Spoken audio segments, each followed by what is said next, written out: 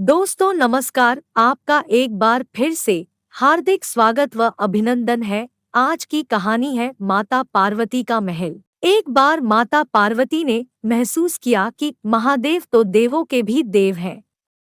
सारे देव तो सुंदर महलों में रहते हैं, लेकिन देवाधिदेव श्मशान में, इससे तो देव की प्रतिष्ठा भी बिगड़ती है।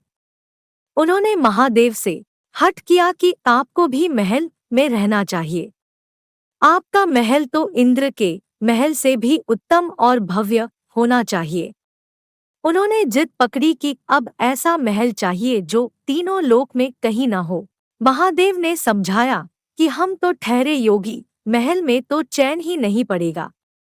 महल में रहने के बड़े नियम विधान होते हैं।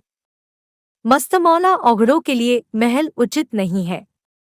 परंतु देवी का वह तर्क अपनी जगह पर कायम था कि देव यदि महल में रहते हैं तो महादेव क्यों श्मशान में, और बर्फ की चट्टानों पर महादेव को झुकना पड़ा। उन्होंने विश्वकर्मा जी को बुलाया। उन्हें ऐसा महल बनाने को कहा जिसकी सुंदरता की बराबरी का महल त्रिभुवन में कहीं न हो। विश्वकर्मा जी जगह की खोज करने लगे।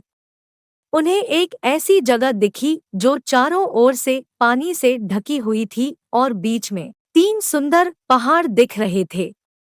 उस पहाड़ पर तरह तरह के फूल और वनस्पति थे। यह लंका थी।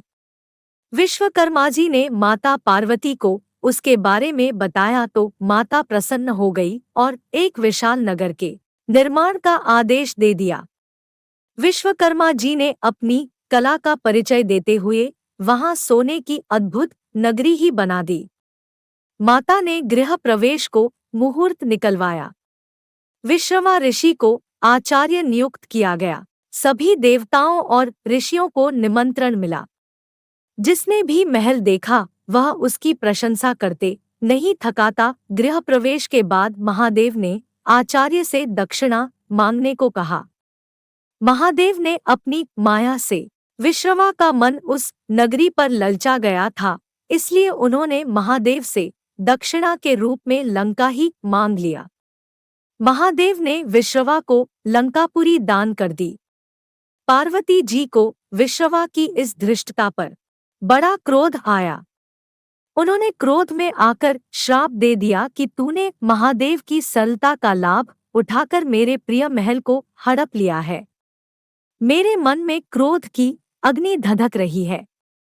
महादेव का ही अंश एक दिन उस महल को जलाकर कोयला कर देगा और उसके साथ ही तुम्हारे कुल का विनाश आरंभ हो जाएगा।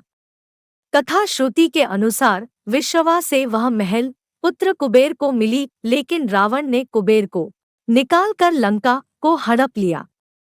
श्राप के कारण शिव के अवतार हनुमान जी ने लंका जलाई और विश्रवा के पुत्र रावण, कुंभकर्ण और कुल का विनाश हुआ।